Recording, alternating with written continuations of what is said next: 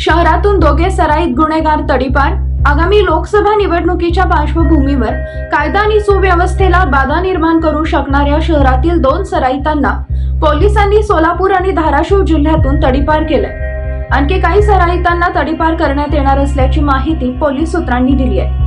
रेहान उर्फ रियाज शाहजहान मकानदार, वय वर्ष 27, राहणार समाधान नगर अक्कलकोट रोड, आणि शुभम सिद्धाराम गायकवाड, वय वर्ष 29, सुंदरम नगर विजापूर रोड सोलापूर अशी तडीपार केलेल्या दोघांची नावे। निवडणुकीच्या पार्श्वभूमीवर पोलिसांनी सराईत गुन्हेगारांवर प्रतिबंधात्मक कारवाया सुरू केल्या। त्यानुसार मकानदार आणि गायकवाड यांना पोलीस उपायुक्त परिमंडळ विजय कबाडे यांनी तडीपार केले।